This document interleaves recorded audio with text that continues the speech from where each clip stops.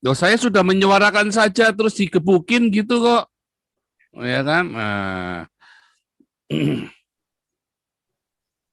nggak Ya, berani, kami Pak. Pertanyaannya pendeta-pendetanya nggak ada yang berani, Pak. itu dia. Kalau kalau gini, Pak, misalnya gini loh.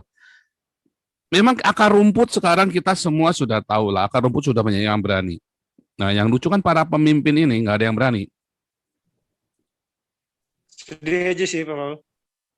Sedih aja. Ya, kalau kemarin Pak Jes Khaliot itu yang yang ketua Amnesty ketua apa namanya Amnesty yang di Prancis itu Amnesty Nasional Prancis, beliau kan uskup uskup Katolik sudah pensiun ya.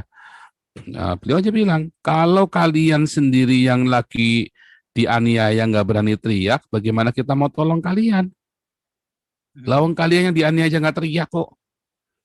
Nah kalau nggak teriak berarti udah nggak ada masalah. Berarti kalian memang menerima, ya kan? Kalian memang nyatanya begitu ada yang teriak dikeroyok rame-rame bukan sama mayoritas ya, yang royok rame-rame siapa? Minoritasnya. Kan lucu kan? Bukannya nerima Pak Paul, takut dikeroyok sama Loh, tadi. makanya begitu ada yang berani yang teriak, yang royok bukan mayoritasnya, malah yang minoritasnya yang gebukin yang teriak ini kan. Nah, lalu Ya berarti cobalah itu coba Pak Paul. berarti nerima karena orang-orang dari luar pun ngelihat kan tadi kan saya bilang sekarang di open doors Indonesia itu dibikin kuning padahal kenyataannya masih oranye ya kan. Makanya sekarang saya teriak supaya dibikin oranye lagi. Nah kalau kalian tidak ikut teriak ya nasibmu gitu kan. Saya bilang mumpung ada yang mau disalib kalian harus bikin rame-rame yang keras sekalian. Karakter kepemimpinan merupakan integritas, mentality, semangat kepemimpinan dan kepemimpinan yang bersemangat. Jadi kalau dia nggak ada semangat, mimpin loyo-loyo, ya nggak usah. Dan karakter itu tadi udah kita katakan kan, kalau dia memang punya integritas, dia jujur. Nah, karakter itu udah saya katakan kemarin kan, ya. Angka 1 itu karakter, angka A karakter. Jadi kalau seorang pemimpin dia berkarakter, ya kalau dia korupsi itu tidak berkarakter lagi, ya. Kalau kalian tanya, "Wow, Pak Tobing ini korupsi," tanyakan anak buah saya yang pernah saya pimpin gitu loh ya. Waktu aja nggak boleh dikorupsi di kantor saya itu. Tidak ada korupsi waktu, jangankan korupsi uang, waktu aja nggak ada. Jadi kalau rekan-rekan datang ke kantor saya yang lama, itu tidak ada korupsi waktu dan uang di kantor ini. Itu terpampang itu di setiap pintu masuk ke kantor saya. Nah sekarang dia harus punya semangat. Dari mana kita tahu dia punya semangat? Dia mau berpartisipasi, dia mau peduli, ya, tanpa harus ada pamrih gitu loh. Dia ikhlas. Inilah semangat kepemimpinan dan kepemimpinan yang bersemangat. Hebat sekali ini kan kalimatnya. Nah, kompetensi merupakan kapabilitas, kemampuan yang dimiliki, baik ilmu pengetahuan, pengalaman, keterampilan, ya sebagai modal utama untuk dijadikan apa? Dijadikan seni dalam memimpin, seni dalam mempengaruhi, di dalam memimpin. Tadi sudah saya katakan, hati-hati kata pengaruh. Ya, seperti apa yang dilakukan Pak Paul Jang ini sudah mempengaruhi dunia. Ya walaupun ada pro dan kontra lah, pasti. Mana ada di dunia yang tidak pro dan kontra. Saya sudah sering mengatakan Tuhan Yesus yang begitu baik aja banyak yang nggak suka. Ya kan? Ya kan? Apalagi yang sudah bandel-bandel, kriminal kan gitu. Nah, oke, lanjut. Lanjut coba. Siap. Nah, saya mau kasih tahu tadi, itu tadi kan sudah. Nah, pengaruh. Ini kata pengaruh ini kata-kata yang sangat dominan di dalam kepemimpinan. Mempengaruhi yang dipimpin melalui kepemimpinan. Ya, tadi kan kita bilang, dia punya kapasitas nggak? Dia punya karakter nggak? Lihat Nelson Mandela. Ya, dia punya karakter nggak? Sehingga mampu memimpin Afrika Selatan. Keluar dari apa? Keluar dari jurang penjajahan. Keluar dari apa? Penjajahan minoritas. Penjajahan kulit hitam. Tapi ketika dia diminta untuk melanjutkan periode kedua, dia bilang apa? kalau saya masih dipilih lagi, diminta untuk menjadi presiden, kapan generasi muda berikutnya untuk memimpin? Ketika ditanya karakter, orang kulit putih ingin menghancurkan orang kulit hitam menghancurkan kulit putih karena ketika kepemimpinannya diambil apa? Dia cuma ngomong apa? Siapa di antara kalian yang paling menderita? Siapa yang paling sakit? 27 tahun di penjara. Makanya diam semua, tidak terjadi konflik antara kulit hitam dan kulit putih di Afrika Selatan. Nah, itu karakter-karakter seperti itu kan jarang diketemukan. Nggak banyak pemimpin yang berkarakter. Jenderal-jenderal berkarakter banyak, jenderal-jenderal yang tidak berkarakter banyak. Ya, banyak, ya. Jadi kepemimpinan komunisasi tentang kebenaran nasionalisme keindonesiaan. Nah, saya sudah katakan kemarin kan, Bhinneka Tunggal Ika Tahana Dharma Manggriva. Berbeda-beda tetapi tetap satu dan tidak ada kerancuan dalam kebenaran. Walaupun Lemhanas menerjemahkan Tahana Dharma Manggriva itu tidak ada kebenaran yang mendua. Tapi harus dijelaskan kebenaran yang mana. Kebenaran nasionalisme atau kebenaran khilafah. Sekarang khilafah itu yang dianggap paling benar sekarang di Indonesia ini. Ya, kebenaran nasionalisme keindonesiaan di segala aspek kehidupan berbangsa dan bernegara. Di negara kesatuan Republik Indonesia yang berlandaskan Pancasila sesuai amanat pembukaan Konstitusi Undang-Undang Dasar 1945. Kalau saya katakan di segala aspek kehidupan berbangsa dan bernegara itu terkait dengan apa? Ya Pak Tambunan itu sering ngomong, ya aspek kehidupan berideologi, aspek kehidupan berpolitik, aspek kehidupan ekonomi, budaya, pertahanan dan keamanan. Nah, kebenaran nasionalisme itu disitulah letaknya, karena kita udah sepakat. Nanti kan saya katakan, kalau bagaimana mempertahankan Indonesia, kita udah sepakat. Doktrinnya sistem pertahanan keamanan rakyat semesta. Tapi sudah diimplementasikan nggak itu? Kelihatannya belum. Makanya kemarin saya bilang tata ruang keamanan, tata ruang pertahanan nasional sudah ditata nggak dari pusat sampai ke tingkat RT. Nah, kalau kita mau berpikir seperti itu, coba cek Vietnam. Itu namanya Sisan Merata itu ada di Vietnam.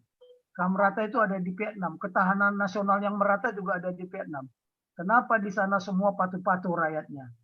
Makanya mereka sama Taiwan adalah negara-negara yang sebenarnya berhadapan di garis depan ya penyebaran virus, tapi mereka bisa selamat karena memang pertahanannya. Mereka punya kompetensi, punya disiplin nasional.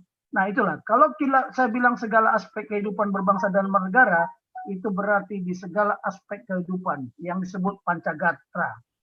Oke lanjut, ini implun ya, kata-kata mempengaruhi.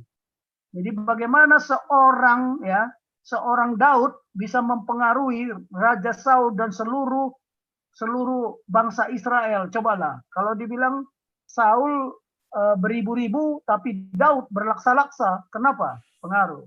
Nah, sekarang inspirasi. Seorang pemimpin yang memiliki kapasitas dan karakter, dia mampu memberi inspirasi agar seluruh anak bangsa, warga negara Kesatuan Republik Indonesia rela berkorban dengan ikhlas tanpa pamrih untuk memperjuangkan kebenaran, nilai-nilai yang terkandung dalam Pancasila sebagai the way of life, groundslah, well cancung bangsa Indonesia sebagai alat pemersatu, bahkan sebagai alat pusat kekuatan. Kita bisa bayangkan lah ya, seandainya Jokowi di era abad 21 ini memimpin tidak punya karakter, mungkin nggak ada orang yang mencintai dia. Bahkan sekarang, wah, maunya rakyat presiden 3 periode. Ini sudah menggaung kemana-mana. Tapi persoalannya, dia mau melanjutkan apa tidak. Kalau maunya rakyat, ya kita nggak tahu juga, nggak bisa menjawab itu. Undang-undang bisa dirubah, karena undang-undang itu buatan manusia. Ya kan? Oke lah. Jadi dia harus bisa memberikan inspirasi. Siapapun kita ini adalah negarawan. Asal kita bisa berikan pengaruh, asal bisa kita memberikan inspirasi. Bayangkan, inilah. Jadi tadi kan definisi itu kita breakdown satu persatu apa yang dimaksud dengan pengaruh, apa yang dimaksud karakter, apa yang dimaksud kompetensi. Oke, lanjut.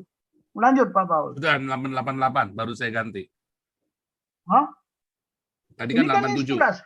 Masih inspirasi. Tadi Mana? pengaruh, inspirasi, oh semangat ya sekarang ya. Sekarang apa? Coba lihat berikutnya. Semangat, spirit. Ya, semangat. Naik ke atas lah. Ini. Tadi inspirasi. Ya, oke. Ini. Spirit of passion. Semangat juang, rela berkorban. Coba kita analogkan ya kepada Tuhan Yesus. Tuhan Yesus itu raja loh. Raja yang memiliki kepemimpinan. Kepemimpinan apa? Kerajaan Tuhan. Spirit of passion. Pernah nonton film Passion kan? Nah, yang dibuat oleh Mel Gibson itu. Nah, semangat juang, rela berkorban. Bayangkan Tuhan Yesus rela nggak dia berkorban? Ya, baik jiwa dan raga yang di dalamnya, di dalam semangat itu ya, terkandung semangat kasih sayang, semangat nasional, semangat juang nasional, dan semangat daya laksana nasional. Ya, national spirit, national fight spirit, dan semangat daya laksana nasional, national deed. Untuk mewujudkan apa? Visi yang disepakati bersama. Kita sudah punya visi nasional. Indonesia yang merdeka, bersatu, berdaulat, adil, dan makmur. Visi yang disepakati bersama. Tapi visi itu belum terwujud. Nanti saya ceritakan tentang visi dulu lah ya. Karena saya sudah menyampaikan berkali-kali apa bedanya visi dengan sudut pandang gitu ya. Ya. Lanjut Pak Paul. Jadi semangat, nah itu. Nah sekarang masuk ke visi. Visi nasional itu, ya, visi nasional yang disepakati itu tadi mampu memberikan sesuatu impian atau cita-cita, ya, dan motivasi. Jadi kalau ada visi tapi tidak termotivasi, untuk apa?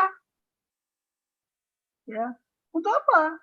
Tapi visi itu memberikan suatu impian, cita-cita, dan motivasi. Kita harus termotivasi untuk merdeka, bersatu, berdaulat, adil, dan makmur. Lah pertanyaan kok sampai sekarang 75 tahun sudah merdeka, ya jubili 75 tahun, kok susah sekali bersatu. Kok susah bersatu, gitu loh. Apalagi kalau mau dikaitkan merdeka. Merdeka itu kan kita mandiri, ternyata kan kapal Nanggala aja kemarin nggak mampu kita. Nggak mampu kan, minta tolong kemana-mana. Nah, artinya apa? Kita belum berdaulat. Kalau kita berdaulat, kita nggak pernah minta bantuan sama orang. Karena Indonesia harus mampu. Persoalannya ada di mana? Kemarin Pak Dio Tamunan sudah mulai ngutak-ngutik yang begini-begini. Nantilah kita bahas itu. Bagaimana sih sebenarnya persyaratan ya pembelian atau pengadaan alutsista. Jadi visi nasional itu memberikan suatu impian, cita-cita, dan motivasi walaupun menemui ancaman, gangguan, hambatan, dan tantangan. Beda dengan sudut pandang ya. Kalau sudut pandang itu hanya sejauh mata kita memandang. Menurut pandangan saya ini Indonesia maju visinya. Tetapi untuk maju itu pasti ada ancaman, ada gangguan, ada hambatan, ada tantangan. Hambatan itu bisa kendala, ya gangguan itu bisa kendala. Hambatan itu karena kita tidak bisa berbuat apa-apa karena keterbatasan yang kita miliki. Serta faktor lainnya sebagai tembok penghalang yang membatasi apa? Mewujudkan Indonesia yang merdeka, bersatu, berdaulat, adil, dan makmur. Sekarang kalau saya tanya, apa ancaman terhadap negara kesatuan Republik Indonesia? Apa gangguan yang kita hadapi? Apa hambatan yang kita hadapi? Dan tantangan apa? Ya kita sangat sederhana. Setelah reformasi ini, kita konflik sesama anak bangsa. Yang menyebabkan konflik apa? Bermunculannya berbagai paradigma di segala aspek kehidupan. Bayangkan, paradigma. Oh, sekolah nggak perlu diajarkan Pancasila lagi. Oh, di sekolah nggak perlu lagi apa? Nggak perlu lagi diajarkan bahasa Indonesia. Sekolah harus pakai jilbab. Ini apa? Ini menghambat nggak ini? Ini tantangan nggak? Ini ancaman nggak? Bahkan sekarang negara kesatuan Republik Indonesia harus negara syariah. Ini bagaimana kita mau merdeka? Bagaimana kita mau bersatu? Lah, visi nasional tadi, makanya seorang pemimpin harus termotivasi, seorang negarawan. Nah, sekarang kita mau bersandar kepada negarawan atau keagamawan. Nah, negara ini bukan negara agama, tapi negara beragama. Kalau Bung Karno dulu bilang, hendaklah bangsa Indonesia ini bertuhan, bukan beragama. Tapi masuk telinga kiri, keluar telinga kiri juga, nggak nemplok sama sekali di kepalanya. Nah, saya mau cerita visi. Saya pernah mendengar khotbah dari seorang pendeta tentang dia menyampaikan visi. Jadi konon ceritanya, ada seorang raja punya 3 putra. Ya, punya 3 putra. Dia menginginkan salah satu anaknya pasti menggantikan dia. Tapi supaya antara 3 ini tidak berebut, tidak berkelahi, tidak saling bunuh, makanya dia kasih persoalan. Ya, anak-anak, tolong ya, kalian nanti salah satu akan menggantikan saya. Tapi kita sepakat bahwa kalian saya beri waktu untuk 1 bulan mencari visi kalian masing-masing. Nah, setelah 1 bulan nanti kalian datang ke saya bergiliran satu persatu menyampaikan visinya. Jadi anak yang nomor 1 pergi, anak yang nomor 2 pergi, si bungsu juga pergi. Ketika yang pertama datang sudah selesai, dia menemukan visinya, dia menghadap bapaknya. Dia bilang apa? Ayahanda, visi saya apa? Saya sudah menciptakan pedang yang tajam, yang hebat, mampu mempertahankan kerajaan ini. Wah, hebat anakku, kata sang raja. Datang anak yang kedua. Dia sampaikan juga sama ayahnya, Ayahanda, saya sudah menemukan visi. Apa yang kau ketemukan? Visi saya menemukan apa? Saya menemukan tambang berlian, tambang emas, sanggup menghidupi apa? Mempertahankan kerajaan ini, membuat makmur kerajaan ini. Oh ya? Nah, datang anak bungsu. Dia bilang apa? Kau si bungsu, apa visi yang kau temukan? Saya tidak membawa apa-apa ayahanda. Tapi saya melihat bahwa tanah kita ini subur, penuh dengan dengan air yang bisa memberikan kehidupan. Saya akan bekerja keras bagaimana saya menjadikan kekayaan yang ada ini untuk mempertahankan kerajaan ini. Rakyat saya tidak menderita, rakyat saya supaya tidak miskin. Siapa kira-kira yang dipilih jadi raja? Orang yang ketiga, si bungsu malah yang jadi raja. Kenapa? Karena dia punya semangat kerja keras. Dengan pedang belum tentu. Ya, buktinya banyak kerajaan yang dengan pedang hancur juga. Nah, yang begini-begini ini nggak dipahami sama kita. Beda dengan sudut pandang ya. Sudut pandang hanya sampai sejauh mata memandang. Nah, ini visi. Ada lagi khotbah kedua yang saya terima. Ada 3 pohon kayu. Ya, 3 pohon kayu itu di dalam masing-masing kayu itu mempunyai visi yang berbeda-beda juga. Yang satu, wah, gimana kalau nanti kayu saya ini dipotong kemudian dibuat menjadi kapal, di mana yang menggunakan kapal itu adalah sang raja. Nah, kayu yang kedua, dia punya visi bagaimana nanti kayu saya itu dijadikan peti, tempat simpanan emas, berlian, intan segala macam lah di situ. Nah, yang ketiga lain, dia bilang apa? Kayu ini bisa menjadi salib. Nah, ya, walaupun dia tidak menjadi untuk orang kaya, untuk menjadi tempat tahtanya seorang raja, tapi dia meminggul salib. Dia mau dijadikan salib. Nah, itulah kasih kepada Bapa yang di surga, kasih sesama manusia. Nah, kita melihat visi itulah. Nah, kalau sekarang kita mau merdeka, masih ada minoritas mayoritas, masih ada kafir non kafir, masih ada muslim dan non muslim. Mau dibawa kemana negara ini? Hah? Saya takut ya kalau sudah pecah, sudah berkali-kali saya sampaikan, tidak mungkin bersatu. Batak pun mau merdeka. Ya, dikira orang Batak itu nggak mau merdeka.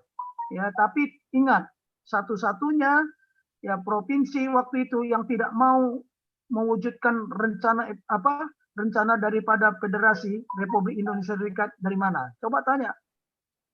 Ya, nah yang begini-beginilah, ini vision. Jadi seorang pemimpin ya harus termotivasi untuk mewujudkan visi ini. Walaupun berbagai macam hambatan, gangguan, ya, tantangan yang bertubi-tubi, apalagi saat seperti ini, negara ini sebenarnya dalam keadaan bahaya, ya, dalam keadaan bahaya dan gawat. Ya. Sudah banyak PR-nya, ya, RP-nya sudah terbatas, tuntutan juga banyak. Oke lah, ini vision. Lanjut, Pak Paul. Lanjut, Pak Paul. Nah, ini keyakinan. Jadi, seorang negarawan harus memiliki keyakinan, core belief, bahwa Pancasila sesuai amanat Konstitusi Pembukaan memang mampu mewujudkan visi yang disepakati seluruh anak bangsa. Kalau nggak punya keyakinan, tidak punya core belief, ya nggak usah lah. Sekarang kita lah saya tanya, kenapa kita yakin bahwa kita anak Tuhan? Kenapa kita yakin? Dengan percaya saja kita bisa kita masuk ke dalam kerajaan surga. Karena ada core belief. Nah, sekarang negarawan kita ini punya core belief nggak terhadap Pancasila? Bayangkan coba, sejak kapan ide, ya ada ideologi bahwa tidak perlu pelajaran Pancasila, tidak perlu pelajaran bahasa Indonesia. Padahal pusat kekuatan strategik bangsa Indonesia ada di situ. Ingat, bahasa itu menjadi pusat kekuatan loh. Lihat Inggris, negaranya kecil. Bahasa Inggris seluruh dunia. Bahkan menjadi bahasa internasional. Ya kan? Mau tidak mau, suka tidak suka. Ketika bicara di dunia internasional, tetap bahasa Inggris. Walaupun katakan orang Jepang tidak mau, tetapi yang menerjemahkan kan tetap bahasa Inggris. Nah, ini tugas nasional. Jadi bagaimana dia punya keyakinan, yakin dia. Yakin, core belief. Kita juga harus yakin. Sekarang tinggal keputusan dengan bergejolaknya sekarang negara khilafah Republik Indonesia yang bersyariah. Ini kita negarawan harus yakin yang mana mau diikuti. Ada dua pilihan, silakan ngambil keputusan. Nah, ini yang perlu kita gelorakan. Kalau keputusannya khilafah, pecah negara ini. Udah titik. Ya, saya juga ingin merdeka. Saya kumpulkan nanti jenderal-jenderal Batak itu. Kita merdeka aja, Bang. Ya. Emangnya kita jenderal-jenderal Batak itu nggak tanggap, nggak tanggon, nggak terengginas. Oh, tunggu dulu. Ya, Manado juga sama, ya kan? NTT juga banyak semuanya. Kita kurung bisa dia kita kurung. Khilafah ini. Bukan nggak bisa. Ya, kurang ajar, robek-robek Pancasila yang sudah merakit keyakinan bangsa ini. Para pejuang itu menangis. Ada kata-kata khilafah ya, tahu nggak? Veteran-veteran tuh tanya aja lah. Mereka bukan beragama Kristen. Ya. Tetapi itu tadilah. Jadi memiliki keyakinan. Ini penting sekali juga. Bahwa Pancasila sesuai amanat konstitusi mampu mewujudkan visi yang disepakati seluruh anak bangsa. Tetapi masalahnya kan tadi ada ancaman, ada gangguan, ada hambatan, dan ada tantangan. Apalagi di era-era sekarang ini, ya, di era-era pandemik ini, cobalah. Ya, nah ini disepakati karena di dalamnya terkandung tujuan nasional. Karena di dalamnya ada tugas nasional. Karena di dalamnya ada strategi nasional, ada wawasan nasional, ada ketahanan nasional, dan kepentingan nasional. Jadi di amanat konstitusi itu ada semua ini. Tujuan nasional, tugas nasional, strategi nasional, wawasan nasional, ketahanan nasional, dan kepentingan nasional. Walaupun pada awalnya saya bergabung, sudah saya sampaikan di 10 paradigma. Tetapi kan belum mendalam. Nanti semakin hari kita semakin mendalam. Ya, semakin hari semakin mendalam. Makanya saya kuliah ini nggak sembarangan. Dan mohon maaf ya, ini yang di Zoom ini beruntung karena ini belum pernah saya sampaikan di Seskogap, di Seskoat pun belum pernah saya sampaikan. Karena memang baru selesai buku ini tahun lalu, ya. Sebelum terjadi apa? Sebelum terjadi pandemik. Lanjut. Jadi harus punya keyakinan kan, memiliki keyakinan. Nah, sekarang tujuan nasional. Apa sih tujuan nasional? Ya, adalah keutuhan dan tetap tegaknya negara kesatuan Republik Indonesia serta utuhnya jati diri bangsa Pancasilais yang setia. Setia kepada apa? Kepada amanat konstitusi Undang Dasar 1945. Bukan jati diri bangsa yang khilafah. Yang setia kepada apa? Kepada konsep syariah. Ini namanya national goals. The power of purpose. Kekuatannya ada di sini. Para negarawan harus mewujudkan ini terjadi. Bayangin ya, 2045. Coba kita pikirkan. Masih utuh nggak negara kesatuan Republik Indonesia? Mungkin masih ada, tetap tegak. Tapi tidak dari Miangas sampai Pulau Rote. Dari Aceh sampai Merauke. Ada negara kesatuan, tapi tidak utuh lagi. Bahkan mungkin tidak jati diri Pancasila. Jati dirinya sudah khilafah. Tidak lagi setia kepada amanat. Tolong bedakan patuh sama loyal ya. Patuh dan loyal. Loyal itu setia. Saya dalam memimpin pasukan, saya juga bisa melihat anak buah saya ini patuh, tapi belum tentu dia loyal. Anak ini patuh dan loyal. Loyal itu sampai mati pun dia mau. Ketika kita susah, dia ada. Jangan ketika kita senang. Hati-hati loh. Nah sekarang di negara ini, negarawan ini ada yang patuh atau banyak yang loyalis. Kalau hasil pemilu kemarin hampir 50-50, hati-hati loh. Ini ancaman, ini tantangan. Ya. Nah, tujuan nasional itu apa? Merupakan suatu motivasi. Perwujudan apa? Semangat juang. Karena ada tujuan, ya, itu memotivasi kita. Perwujudan semangat juang yang harus dicapai melalui apa? Penghayatan, pengamalan, pelaksanaan, execution. Tugas pokok nasional. Yang kita katakan apa? Tugas pokok konstitusi, national mission, melindungi segenap bangsa Indonesia. Di situ bangsa Indonesia, bukan bangsa Indonesia yang beragama Islam, Kristen, Katolik, Hindu, Buddha, tidak. Bukan bangsa Indonesia yang suku Batak, suku Jawa, tidak. Bangsa Indonesia. Dan seluruh tumpah darah Indonesia. Kita sudah melindungi segenap bangsa Indonesia enggak? Coba cek, sejak Indonesia merdeka. Sejak reformasi, berapa anak bangsa ini yang mati percuma? Coba cek. Sudahkah kita memajukan kesejahteraan umum? Kalau memajukan kesejahteraan umum, kok masih kita menjadi pengekspor TKI terbesar? Kok masih banyak yang korupsi? Bayangin, dari sekian gubernur, 34 gubernur hanya berapa yang tidak korupsi? Dari sekian bupati, ratusan bupati, berapa orang yang tidak korupsi? Belum lagi sekarang merembet-rembet kepala desa pun juga korupsi semua. Jadi sudah polusi korupsi itu.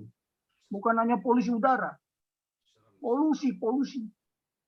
Nah, sudahkah kita mencerdaskan kehidupan bangsa? Coba aja indeks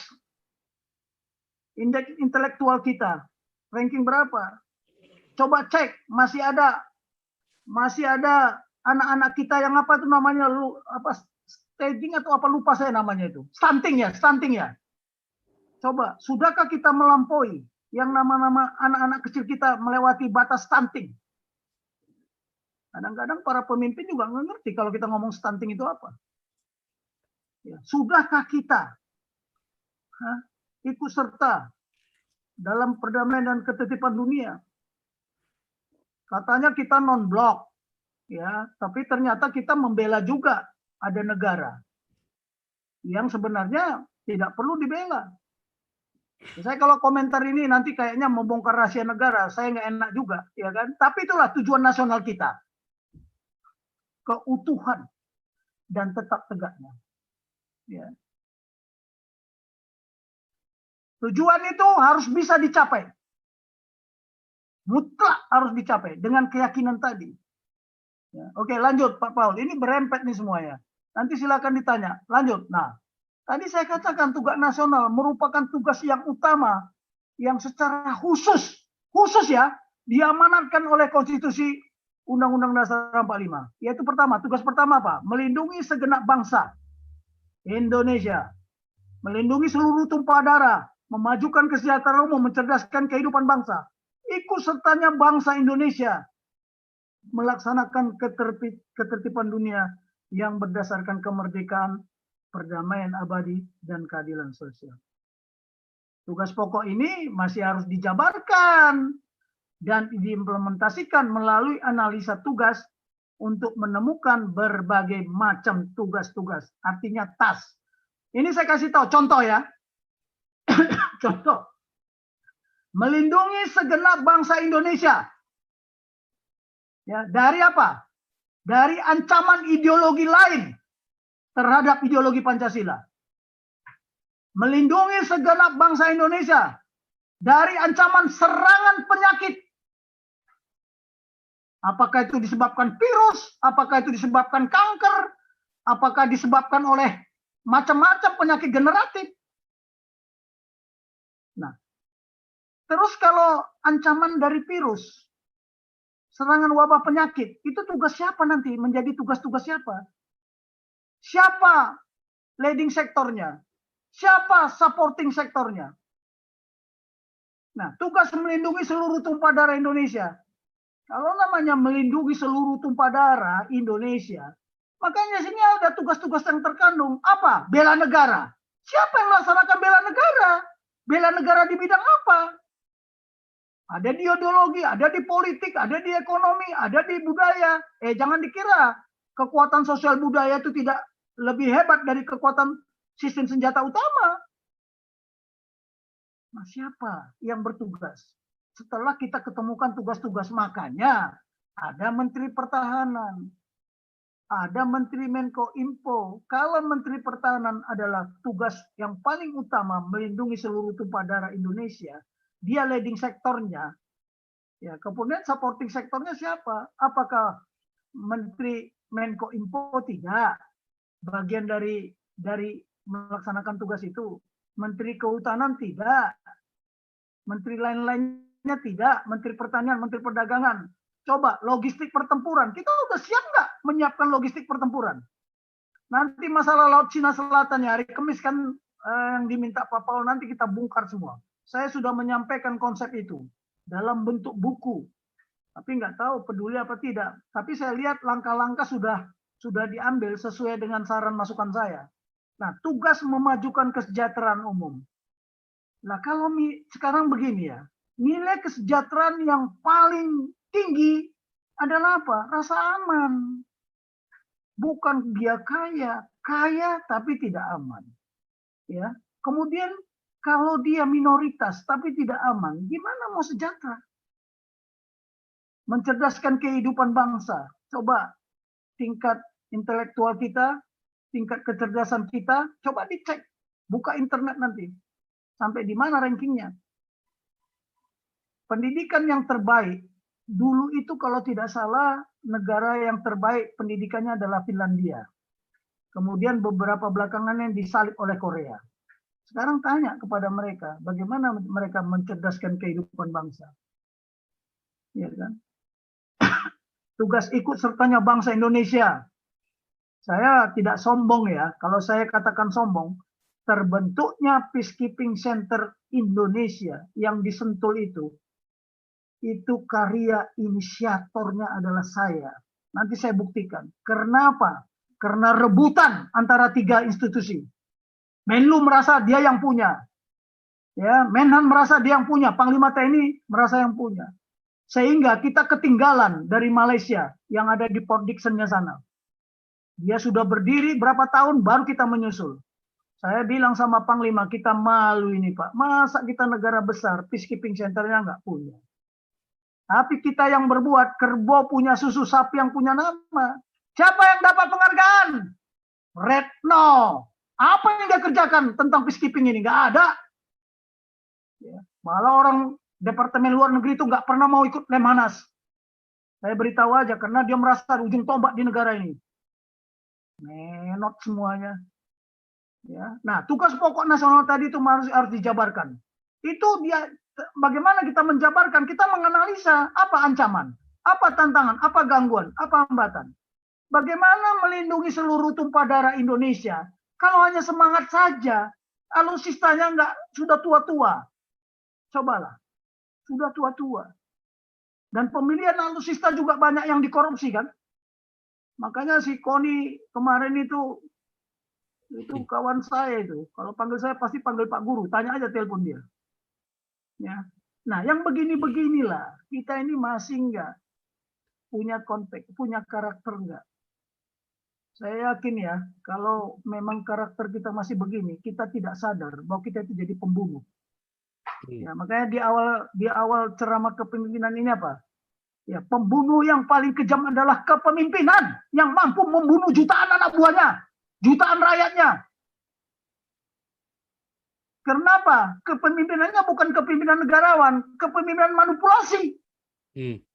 Nah, reputasi, kan itu. Makanya jangan salahkan kalau Pak Paul ngomel-ngomel dia di atas. Ini, lanjut. Lanjut, di baru tugas pokok nasional nih. Lanjut Pak Paul. Tadi sesuai dengan kita menjabarkan. Nanti kita jabarkan lebih detail lah. Terus. Kan baru the what ini. Nah ini, kepentingan nasional. Saya udah sampaikan kemarin kan, kepentingan nasional. Di dalam melaksanakan tugas pokok nasional terkandung kepentingan nasional. National interest. Ya, kalau national interest ini diganggu, jawabannya perang. Kepentingan keamanan nasional Indonesia diganggu oleh Australia, jawabannya perang. Kalau terjadi masih gesekan, ya mereka masuk ke wilayah kita, oh mungkin salah koordinat atau keseleo atau bagaimana lah, ya itu masih ada diplomasi. Tapi kalau kepentingan keamanan nasional ini sudah masuk infiltrasi, ya nggak ada lagi, jawabannya cuma perang. Nah ini kepentingan keamanan nasional, kepentingan kesejahteraan nasional itu ada kita bagi dari tugas pokok nasional tadi. Ya, nah inilah kepentingan nasional ini masih harus dijabarkan menjadi kepentingan nasional yang statis dan kepentingan nasional yang dinamis.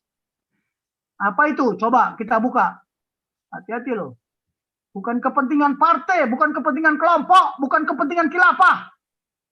Kepentingan nasional. Bukan kepentingan syariah. Ini saya tegaskan aja di sini saya sampaikan. Nggak usah takut. Kita bicara nasionalisme kok. Kekuatan kita ada di situ. Lanjut. Lanjut Pak Paul. Siap. Halo. Siap. Nah inilah.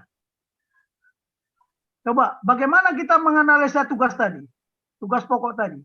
Itu tadi kita harus menganalisa dari berbagai faktor, ya, faktor yang mempengaruhi. Dengan persyaratan apa? Mutlak harus menjadi tugas yang bersifat apa? Yang bersifat prioritas. Sama dengan kita ada perintah Tuhan Yesus. Ya, prioritas kerajaan Tuhan. Apa? Matius 6 ayat 33 itu. Carilah terlebih dahulu. Terlebih dahulu. Yang paling utama. But seek first the kingdom of God. Dan kebenarannya. Sama dengan kita ini. Carilah nilai-nilai Pancasila itu. Nasionalisme Indonesia itu. Dan kebenarannya. Jangan memaksakan ya ideologi negara luar ke negara ini, ya kelirulah. Perang. Saya katakan perang. Kita juga jenderal-jenderal Batak itu juga nggak mau diam. Sementara ini diam, bukan galau. Menunggu waktunya kapan yang tepat. Ya, TNI juga saya kira begitu. Dia tentara nasional, bukan tentara khilafah. Kalau sudah ada yang terpapar, ya wajar-wajar aja, kena lengah. Nah, variabel, banyak tugas-tugas itu, banyak PR. Tapi RP-nya terbatas. Ya. Dan berpengaruh langsung, apabila tidak laksanakan akan menimbulkan resiko dan konsekuensi. Doktriner, ya sesuai dengan prinsip-prinsip ajas-ajas yang diyakini kebenarannya dan sudah teruji gitu loh. Contoh ya, ketika virus ini belum menyerang Indonesia, ya kita tidak berpikir bahwa ini harus menjadi tugas yang prioritas. Dan variabelnya banyak, karena kita banyak suku, banyak pulau. Berpengaruh langsung, apabila tidak akan dilaksanakan, menimbulkan resiko dan konsekuensi. Lihat, sudah berapa yang menjadi korban? Konsekuensinya apa? Uang habis tersedot, ekonomi hancur. Ya, sekarang kita tidak bisa kemana-mana. Terkurung di rumah. Stay at home, stay at home. Doktriner sudah diyakini. Apa? Katanya sistem pertahanan rakyat semesta. Mana menghadapi virus? Analisa tugas pokok itu, tugas yang diprioritaskan. Dari analisa itu mana yang prioritas? Mana menjadi tugas tambahan? Terus bagaimana kita mengorganisasi para penyelenggara pemerintahan, ya pemangku kepentingan dan penyusunan organisasi. Lihat sampai sekarang, menghadapi virus COVID-19 sudah pergi, sudah masuk COVID-21. Lihat India, babak belur nggak dia? Ya karena dia tidak tahu tugas pokoknya apa. Nah, kira-kira lanjut Pak Paul. Nanti kalau mau bertanya silakan aja lah. Lanjut Pak Paul. Nggak gampang ini ngajarkan ini. Coba ini. Tugas-tugas yang ditentukan melalui proses analisa, ya berdasarkan apa? Analisa ancaman, threat terhadap indikasi dari sikap bermusuhan, adversary, musuh, enemy, dan lawan. Sekarang siapa lawan kita? Kalau ideologi Pancasila, pasti lawannya yang anti Pancasila dong. Siapa yang anti Pancasila? Ya khilafah itu. Ya, kita harus menganalisa lebih kekuatan dan kemampuan dari ancaman pihak musuh. Kekuatannya di mana sekarang? Kemampuannya bagaimana? Kenapa kok mereka bisa sampai ke desa-desa, membentuk sel-sel, cara-cara PKI, cara-cara gerilya? Ya kan? Kekuatan dan kemampuan yang dimiliki bangsa dan negara. Apa critical capability? Saya tadi terkaget mengikuti webinar di mana tadi itu yang tadi Pak Paul juga ikut. Ya, masalah The Way of Life itu. Katanya di Manado yang pusat kekuatannya di sana mayoritas yang percaya sama Tuhan Yesus. Kok bisa batalionnya ya terpapar ideologi khilafah? Coba. Ini panglimanya apa kerjanya? Ya. Apa kelemahan yang dimiliki bangsa dan negara? Kerawanan kritis, critical vulnerability. Ini harus dianalisa, maka nanti ketemu akan tugas-tugas itu. Terus apa kendala yang dihadapi dan upaya yang harus dilakukan? Sekarang pertanyaan, mereka sudah masuk di pendidikan, sudah masuk di segala lini. Di ekonomi, bank sudah bank syariah. Apalagi? Bank syariah sekarang sudah merger lagi tuh. BNI Nasional bersyariah, ya BNI bersyariah, Mandiri bersyariah, ada lagi bank-bank lagi bersyariah, semuanya bersyariah, pasar bersyariah. Nah itu kendala, tapi apa yang harus kita lakukan? Kok mereka punya kebebasan bermanuver, kebebasan masuk-masuk? Makanya mereka sekarang mengatakan apa salahnya Negara Kesatuan Republik Indonesia bersyariah? Nah sekarang contoh hambatan yang dihadapi. Apa hambatan? Kalau hambatan itu di luar kemampuan kita, sudah nggak bisa. Tapi dari hambatan yang dihadapi kita butuh bantuan kan? Bantuan apa yang diperlukan? Karena hambatannya sedemikian besar. Ya kasus kemarin aja lah, Nanggala RI itu. Nah itu kebutuhan kritis, critical requirement. Nah sekarang kalau minoritas ini diinjak-injak, dipenggal kepalanya, ya, diancam-ancam. Kita ada di Indonesia, hambatan yang kita hadapi apa? kendala yang kita hadapi apa? Upaya yang harus kita lakukan apa? Bantuan yang diperlukan apa? Oh, jangan coba-coba. Saya akan telepon ya Komando Armada ke-7 Indo Pacific Command, tolong Indonesia dalam keadaan bahaya. Datang semua nanti itu. Ya, nanti saya sampaikan juga kapan tentang multinasional. Geografi wilayah, kedaulatan kita, area of interest, area of reason, baik secara fisik maupun secara non fisik. Saya udah katakan kemarin, geopolitik itu geonya bukan hanya fisik saja, tapi sudah non fisik. Bagaimana 50% penduduk Indonesia sudah terpapar apa? Terpapar khilafah, terpapar radikalisme. Nah, kondisi demokrasi banyak sekali. Kita mau menganalisa tugas tadi harus berdasarkan ini dulu kita analisa. Nah, terus apa? Cara bertindak supaya kita menuju sukses. Ada lagi analisa resiko dan konsekuensi. Faktor-faktor lain yang mendukung dan menggagalkan. Kira-kira apa faktor lain yang bisa mendukung dan menggagalkan? Baru perumusan tugas-tugas yang diprioritaskan dan tugas tambahan. Begitu banyak tugas yang harus kita cari. Kalau negara ini mau merdeka, ya, bersatu, berdaulat, adil dan makmur. Udara kita dikontrol. Pesawat terbang aja di Halim itu sudah terkontrol oleh siapa? Oleh Australia dan oleh Singapura. Cek aja kalau nggak percaya. Begitu terbang aja udah terkontrol kita. Radarnya udah nangkap. Mau kemana pesawat ini? Kapal kita juga, makanya mereka bikin apa? Air Defense Identification Zone. AMIZ. Maritim. Air Maritime Identification Zone. Kita nggak bisa masuk ke wilayah itu. Begitu kita masuk ke area interestnya, kita sudah ditodong. Emangnya nggak tahu berapa banyak kapal-kapal Indonesia yang pergi ke Australia dibenam di tengah laut. Nah, inilah bagaimana kita menemukan tugas-tugas nasional. Tolong bedakan mission dan task. Ya, ini. Lanjut Pak Paul. Kita kira sebentar lagi udah mau habis ini. Biar nanti kita bisa diskusi. Ya. Nah, tanggung jawab nasional.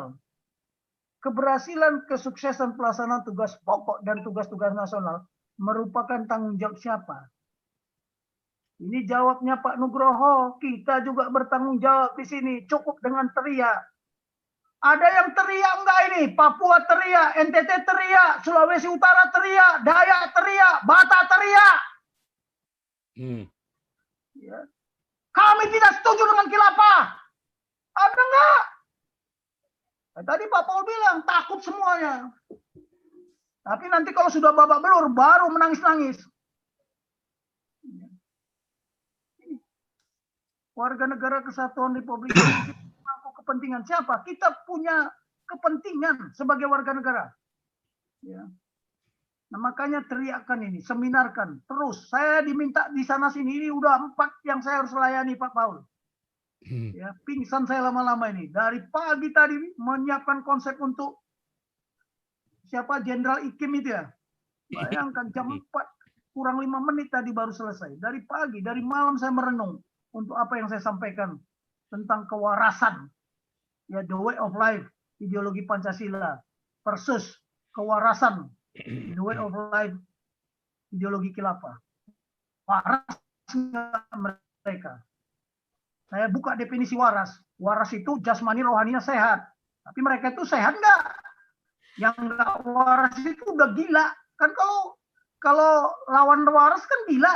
Atau mabuk. Kan waras dia mabuk. Mabuk agama. Kan gitu. Sibuk dengan agama terus. Agama paling benar. Yang menurut dia paling benar. Tapi benar nggak kebenarannya? Udahlah Pak Paul udah berteriak-teriak itu kan sampai berapa hari teriak terus saya lihat dia. Tapi saya nggak bisa mengikuti Pak Paul. Capek saya Pak Paul. Ini sengaja.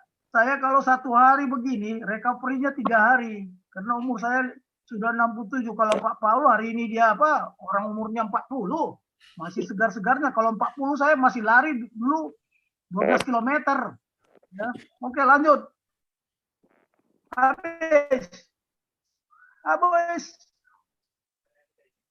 Ini Stop dulu ya. tentang definisi kepemimpinan. Oke, masih the word. Ini nanti aja lah. Ini stop dulu Ya, ya. stop dulu.